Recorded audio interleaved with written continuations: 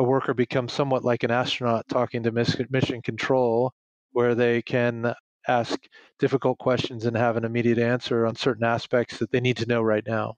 So there's a number of aspects that will change based on the technology and the culture shift that will go with it.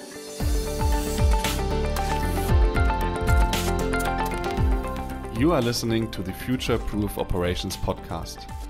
The manufacturing sector is evolving, and the work that happens on the front line is the key to driving future readiness. On each episode, we bring you conversations with global leaders in industrial companies. Our goal is to discuss trends, stories, and people in digital manufacturing, and offer the latest insight into solutions. Subscribe and be sure to check out our website for more resources at operationsone.com. I'm your podcast host, Benjamin Brockmann. This episode is brought to you by Operations One. Operations One is the leading platform to bring operations to a new level of excellence. By supporting frontline operations from planning to execution to analytics, companies benefit from an empowered workforce, increased operational excellence, and future-proof operations. Visit operationsone.com for more information. Hi, Sean. Welcome to the Future Proof Operations podcast. Thank you, Benjamin. It's a pleasure to be here. I really appreciate the opportunity to talk to you today. Great to have you. Sean, could you give me a 60 seconds overview of who you are and what you are doing? Yep. My name is Sean Leyden. I work for KPMG in Australia. I'm KPMG's Director of Frontline Operator Advisory. And what we do is provide advisory and technology solutions, so advisory services and technology solutions and support to organizations that have large, technically skilled workforces doing operationally critical work that can't be done, remotely from an office or a control room or something like that. So we provide services to support those organizations perform better, reduce cost, enhance and enable their workforces with technology, adjust their operating model to get more out of their work on a day-to-day basis. These are just some examples of what we do. I think right now we live in transformational times. So we are talking about automation, digitalization. I'm very curious how you envision the future of frontline operations. So what do you think, how will frontline operations look like 10 years from now? Yeah, thanks, Benjamin. It's a really interesting topic and love discussing this. I think that we are in unique times when it comes to frontline operations. So I might just start by, what did it look like in the recent past? Frontline operations is typically driven from top down within the organization, with work allocation being assigned to the frontline worker. There not a lot of two-way feedback, but instead just sending people out to do work that was expected to be accomplished at the end of the day based on some asset maintenance plan that had been created by others. Performing work probably on equipment that had been selected by others, engineers, for example, that had selected what the front line would be working on. So then looking forward, what does it look like? We believe at KPMG, and according to the thought leadership paper we released in August of last year called The Future of Frontline Operations, there's quite a few emerging trends based on our global research that we're going to see digitally enabled frontline workers that are the ones who are informed by the right data on location to be the best ones to make decisions about what work gets done when. We're going to see the frontline operator increasingly deliver the customer experience at the front line, and so they'll become critical in that respect to being the face of the organization for customers. We're going to see smart assets and plant create digital relationships with the frontline operators themselves and the equipment, as well as the middle office. So these are just a couple of examples, but the bottom line is digitally enabled workers are going to be making more decisions on their own. They're going to be empowered and they're going to be informed with the right data at the right time, and they're going to be equipped with information systems artificial intelligence, machine learning based models that will help them, make the right decisions at the right time. Yeah, Sean, super interesting. And you already named a lot of super interesting areas when it comes to the future of frontline operations. And I would like to focus first on the point you mentioned at the beginning, that the old world somehow is a top-down world, where the information, the actions, the jobs are coming top-down to the frontline worker, to the frontline operations. And you say that this will change significantly. How will it change? So what are the transformational forces behind it that this can change? The forces are the advancements in technology to the point that they are commercially available and inherently safe to be used in a frontline capacity. So, just example, imagine in the future a frontline worker, and let's say he's a water utility worker in this example. He's equipped with an augmented reality headset. And that headset is tied into a digital twin of his network and the assets he's responsible for working on, or perhaps she, as she looks down through her augmented reality lens, she can see the assets underground, and she can also see what fluids are moving through the different underground assets, pipes. She can see through the digital twin, and based on customer reports to their call center where the problem is located, she can pull up, perhaps it's a valve that's malfunctioning, or a pump. She can pull up an expanded view of that pump. She can see and receive suggestion provision of AI based troubleshooting steps based on what she's seeing. She can compare that pump or valve's operation with original equipment manufacturer operational specs, and look to see how that pump is actually operating according to the digital twin, all using gesture control. So she can move her hands around and reference the Google Glass or whatever the product may be, a safety, an inherently safe version, hardened version for frontline work. And that worker may also be able to reach back to technical support and engineer, perhaps in the middle office, or even an original equipment manufacturer of that pump in this example. So that's a quick snapshot of what the future may look like. But what you see in this situation is a worker um, being able to much more rapidly assess the situation, identify the problem without having to dig up any pavement or cause further problems by breaking pipes that they didn't realize were under the surface of the road. They can pinpoint the problem, identify troubleshooting steps, talk to technical support, and solve the problem much more quickly. And you talked about augmented reality and digital twins. Do you think the transformation is just about technologies? Because as I understand, this is a technology question. Do we have Um, that technologies at the frontline workforce? Are they able to use it? And then we have the transformation. Is it just that? so I was formerly a U.S. Navy F-18 pilot, so a fast jet pilot and carrier based. So that was my frontline operations experience. And so I believe that there will have to be new ways of thinking as well as new ways of working. And by that, I mean that we'll have to introduce more and more a culture of high reliability in workforces that are equipped this way. Another hypothesis that we uncovered in our research that's captured in our report is that um, because of the reduced number of workers in the future in the field, and controlling through IoT and direct digital connections with assets, we're going to need to have more robust digital operational safety technologies, for example, that provide them a visual reference and timing of isolations.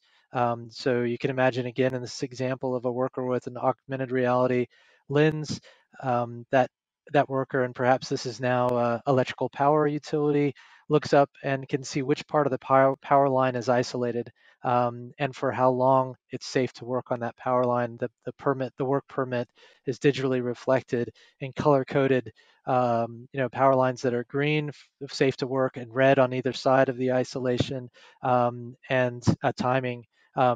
they could also access who is on the permit. So how many workers are signed on currently as they get ready to re-energize that power line and release it. So basically, getting back to your question, is the technology transformation the only part of it? No, I believe we're going to need cultural transformation that will bring in principles of high reliability into just how workers like this will do their work day to day. Super interesting. And I'm asking myself if we talk about learning new technologies, so learning how to use them on the one hand side, and um, getting more and more capabilities as a frontline worker, how can we make sure that the frontline workforce will be able to get that knowledge and that capabilities?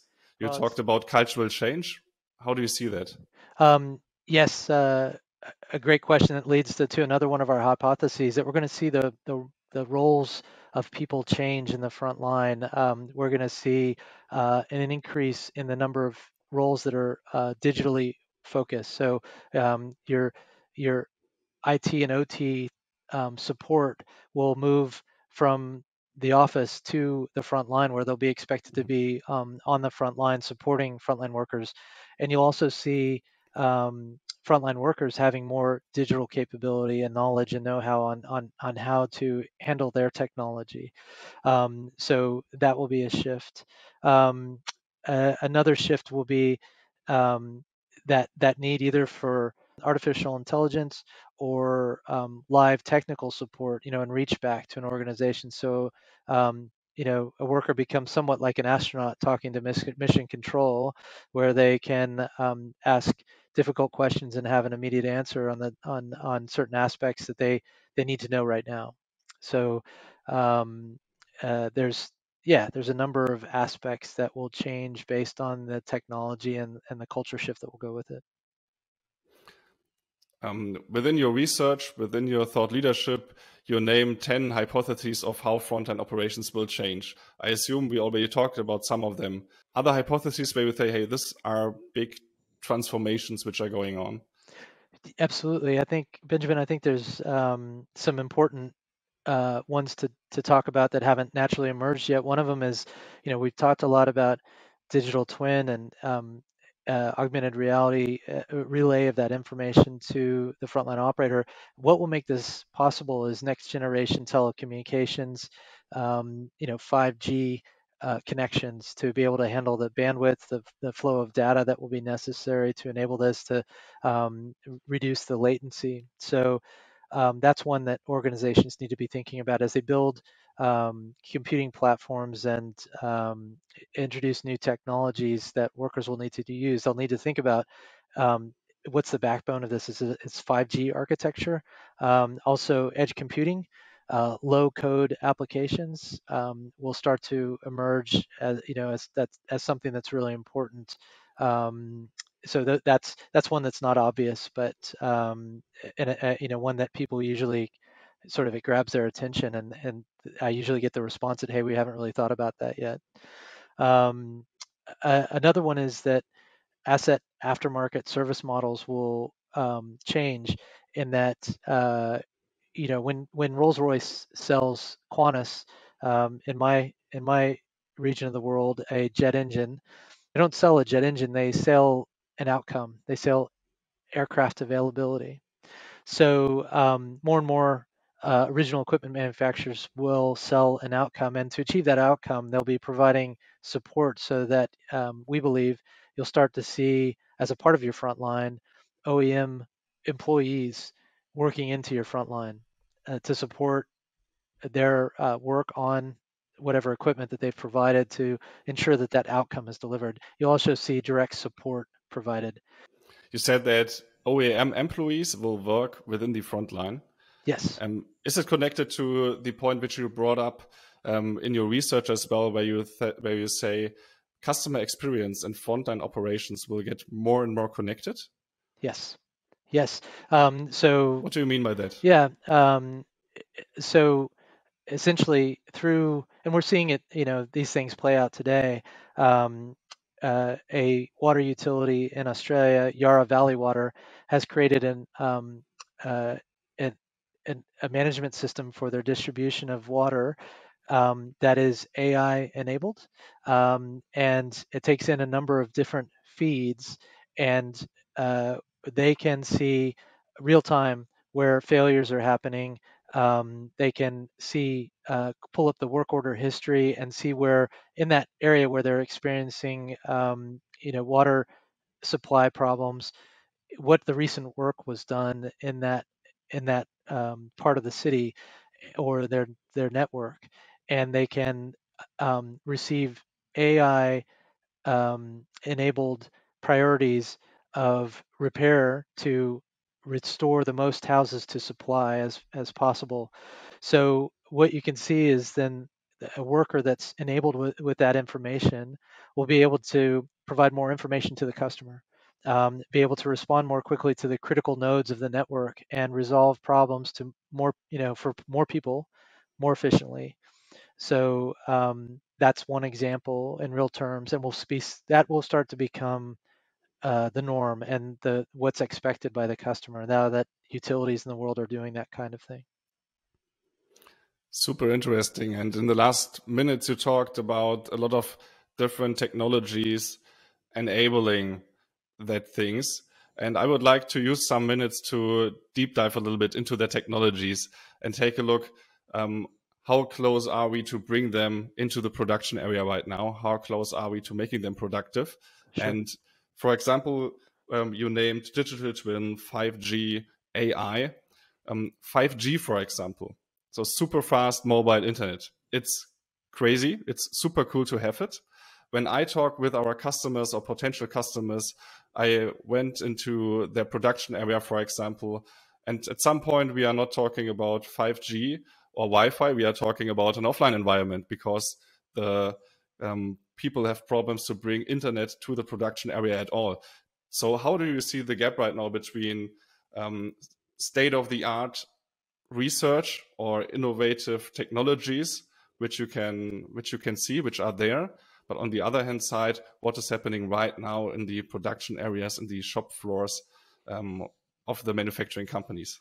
Yeah, you've landed on a key challenge that's always been there for the mobile computing solutions for frontline workers, especially those that go underground, or otherwise go in locations where they don't have internet access, and we could talk quite a while on this topic. But just to give you a couple of examples, I believe it's always going to be necessary to have offline functionality that then, as soon as you have a good internet connection, it'll automatically refresh. So you don't leave the worker unsupported while they're underground.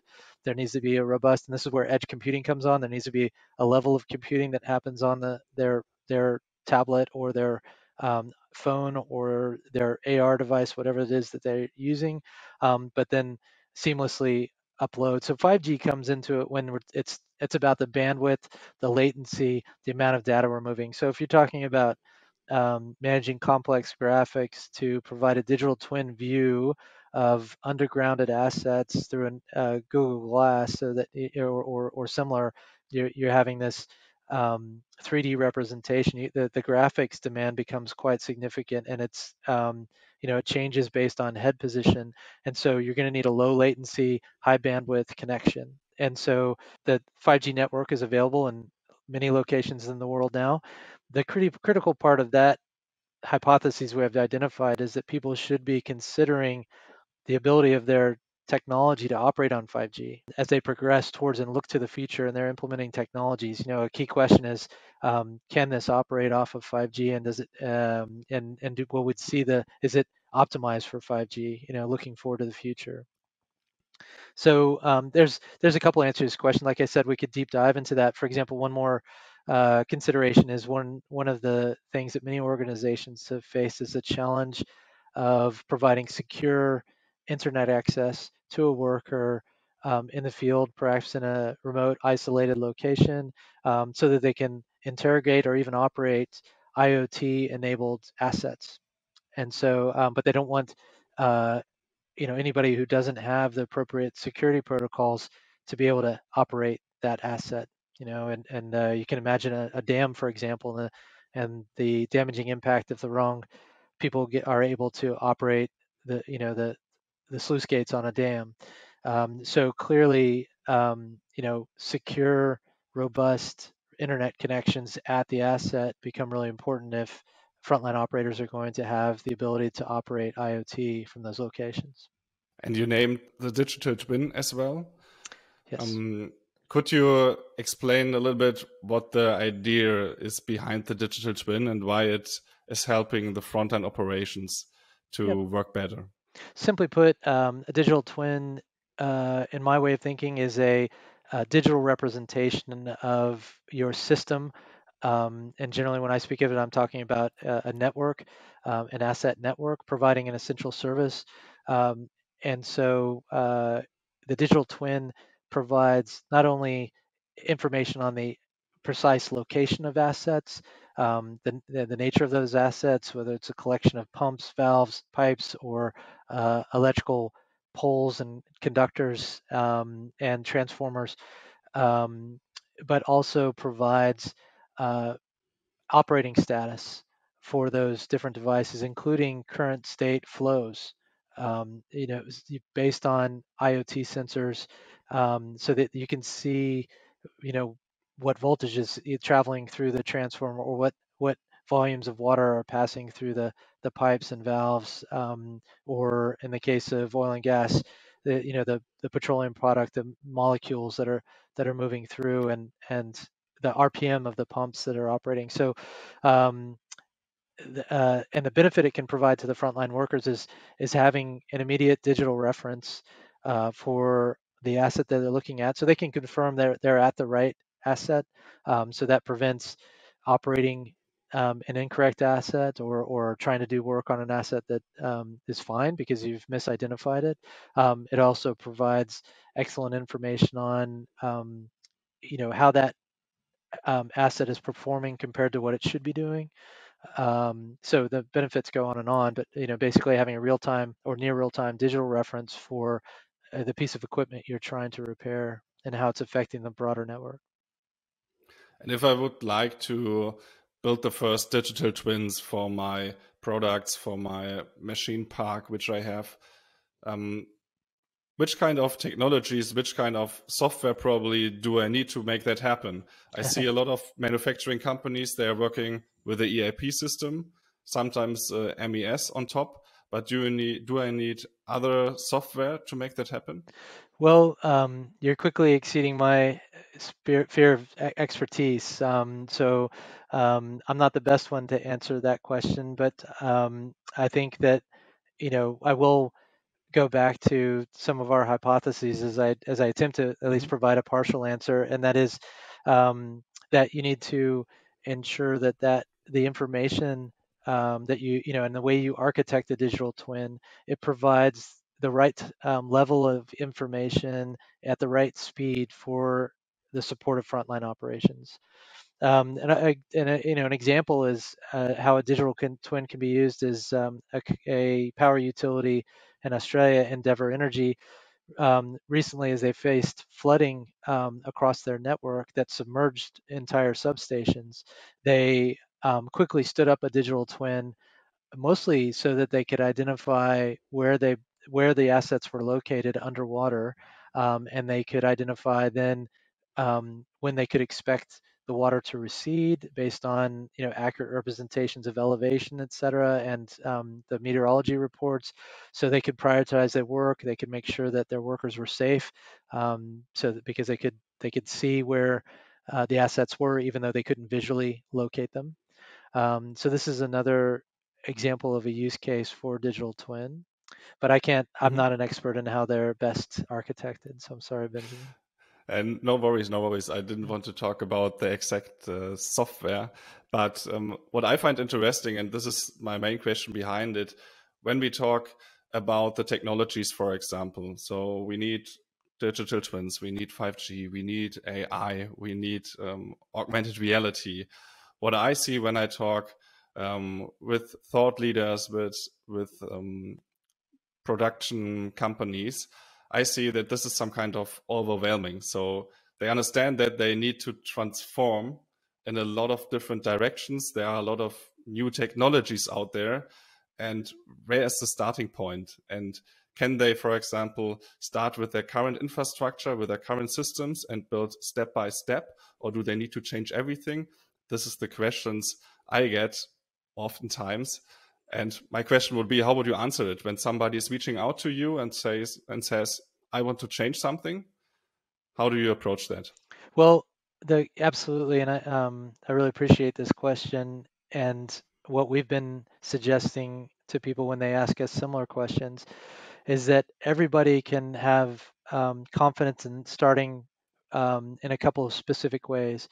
When we talk about AI, ML enabled technology solutions, when we talk about digital twin, providing near real time information about operating, what this means is that you're going to need to have really robust data, data that is of high quality, data that comes from trusted sources that perhaps have multiple points of sensing, so that you can back up and correlate the data that you're receiving, but also data from your business systems, from your asset management systems, from your maintenance planning, and even the costs to procure new components, and your inventory status, so that you can improve your first time fix rate, and et cetera, so that you can quickly see if you've got a part on location or you need to source it from somewhere else. So step one, improving data, and the information that you're using in the business. Two, improve the standardization of your processes, and the performance of your processes. How this helps again is in process automation, the predictability of processes, which again enables artificial intelligence, machine learning. Um, Improving, so then moving on to the next point, improving your GIS system, so your geographic information system about your network or your asset base. Um, this is another step that organizations could take right now, moving to a next generation GIS system. So because specific location information will become very important in this new world of operating that we're talking about. And then finally, start exploring AI right now. Pick a problem that you'd like to solve, and get help solving that problem with artificial intelligence. Examples I've seen are predicting the supply of water based on meteorological events, and up to that point, it was really came down to operators' experience in what happens, based on meteorological events, how customer demand changes. But then I, saw a report on a project where someone had started with understanding what the operators use to make those decisions, then developed historical models that would use those criteria for predictions. Then they would test those predictions, automate, teach the machine how to make those same predictions, and then now they have a model for informing their operations, that's an AI and ML model. Um, so those are a couple of answers, Benjamin, where people could start right now. Sounds super interesting. And what I've heard is that before you want to start with AI, for example, you need to get the data right. You need to standardize, and this is something which I see a lot of times at manufacturing companies as well. That we talk about new technologies, new frameworks we can use to provide a business value, and then we start to get operational and we see we need to fix the data first. Do you see that sometimes that you have very ambitious customers, for example, they want to be fast in adopting new technologies, but then you have a data project beforehand which probably takes half a year because you have to do your homework. Do you see Um, that, and how do you work against it? I think, uh, you know, reflecting on my most recent experience in a client workshop, the client was quite realistic in this case of where they were. And so as we talked about the future, they were the ones who identified that, hey, we've got to get the foundational building blocks right first. We're not quite ready to start seriously talking about augmented reality or artificial intelligence empowered decision provision, suggestion provision coming from a digital worker platform, but instead they were quite clear of their own sort of understanding that they needed to improve their data, improve the predictability of their processes, improve the culture within their organization before they could move on to these next steps. It's not sexy, but necessary. And artificial intelligence, will require data from sources that you haven't quite imagined yet, and very accurate, reliable data at that. So um, uh, these are just examples of where people can and should probably start. And I think that the recognition is that they understand they probably need to build those foundations, as opposed to them not understanding that until they they get started. So I think they're pretty realistic about it. Sean, we have talked about the transformation of the frontline operations. And we talked about technologies on the one hand side, but we talked about capabilities on the other hand side, and how, for example, responsibilities will change as well. When we bring that together and we see this transformation right now is going on, there will be change for the frontline workers, but there will be change for the businesses as well. So hopefully they will be able to improve. They will make more profit, less cost, and so on. Is it a 2 times improvement game, or is it a 10 times improvement game? How do you see it? What is the value behind it? Um, I think that the value is substantial over the long term. We targeted our research, to kind of focus on a 10-year time horizon. So, we're talking 2032, 10-year time horizon that would, and what we're seeing suggests that people are in response to surveys are suggesting they're going to invest in AR over the next 3 years for organizations with major frontline workforces, particularly in North America. So it's going to be a long-term play, over the next 10 years, and the payoff won't be immediate. But I believe that um, at the end of it, we'll see as we compare where we are now to where we will be in the future, we're going to see dramatic improvements in efficiency in the services that are provided. And I believe that this is going to be an important contributor, and this is why I'm working in this space. It's going to be an important contributor to the energy transition, to turning the tide on climate crisis. That how we uh, um, manage our assets and our energies and our very critical resources like water um, will first and foremost be addressed at the front line with our ability to respond to changes. And so everything we've discussed will empower organizations to do that really well as we go through this, what is can not be described in any other way but a unprecedented transformation, with respect to energy and the use of our resources to to turn the tide on this climate crisis. So we talk about that big transformation. And when you take a look into the next 10 years, do you see risk or external effects that might be a showstopper for that? Probably one topic which you see which could be that showstopper. I would say that the biggest um, roadblock to the progress that we're talking about would be um, people's interest in investing and ability to invest. So in moving forward, so we're not able to lay the foundations for whatever reason.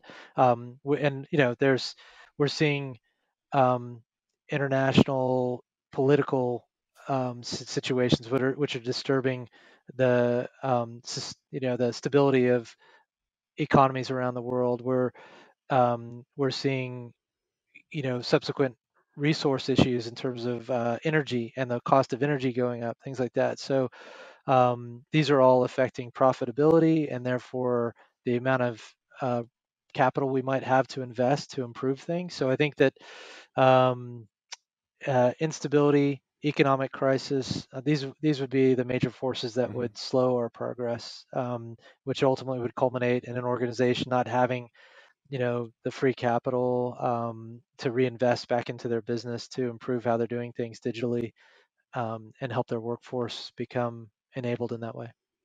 Mhm. Okay, so you talked about the ability to invest, and coming to my last question, let's think of a CIO, a COO. He has the ability to invest. He wants to change something. He has a manufacturing company. He's working in a manufacturing company, which is a little bit old fashioned. So they probably have a ERP system, but they are working paper based on the front line. Everything is not very much digitalized. What should be the number one topic he should focus on today, right now, starting to work on? Great question. Well, I think, uh, and more than, perhaps previously, the CIO and the COO will need to work very closely together on their strategy, Mhm. and then they'll need to be in lockstep on that investment. So that's my first thought, is that, and they'll need to be in full coordination with any technology implementation that's going to affect the front line. So what I've seen in the past, organizations operationally be almost brought to their knees because the CIO is rolling out something as simple as an Intune rollout to secure mobile phones for workers, but that the team didn't realize the implications on frontline operations in the process, and now there's difficulties with workers accessing critical information from their phones that they need to do their jobs, for example. So, but the first step, I would say, probably in terms of investment, would be in those areas that I talked about: digital twin, um, process standardization, improvement of data, the building blocks, next generation GIS, if that's applicable to the business that you have in mind. So I'd just come back to those building blocks, and then individually, an organization will probably say, hey, we've we're pretty happy that our processes are really tight. We're pretty happy that our data is good and that we're pretty much measuring everything we can, but our GIS is a bit dated. So we'll probably need to update that. And we need to make sure that it works well over 5G, that it's basically optimized for 5G operations, as an example. So we have a clear agenda for the COO and the CIO. And as I understand the whole topic today, they need to start now if they didn't start yet. Yes, absolutely. I think and that's what we're finding, Benjamin, as we consult with people about our thought leadership paper. Um, there's keen interest right now that executives are being asked by their board. We want to see what's happening for the front line in your digital strategy. Literally, as we went to present, we released our paper, and one of the first organizations that brought us in to speak to them was an executive management team that was challenged by their board only a few weeks prior to our report coming out. We need to see what investment we're going to make digitally to empower the front line, to move the front line forward. Part of that is because frontline operations has historically perhaps been underinvested in compared to asset management and the advancement of the asset base. But I think now is the time that people are becoming more interested, and so, like you said, they need to start now, an investment in the front line. Sean, it has been super interesting and super inspiring to talk with you about the future of frontline operations. Thanks for being guest in the podcast, and hopefully talk to you soon. Thank you, Benjamin. I've really enjoyed it myself. I appreciate the challenging questions and the opportunity to speak to you. So good luck and well done. Thank you. Thank you. Bye.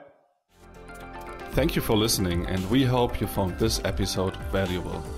If you enjoyed the show, please leave us a 5-star review. You can find more information and resources at operationsone.com.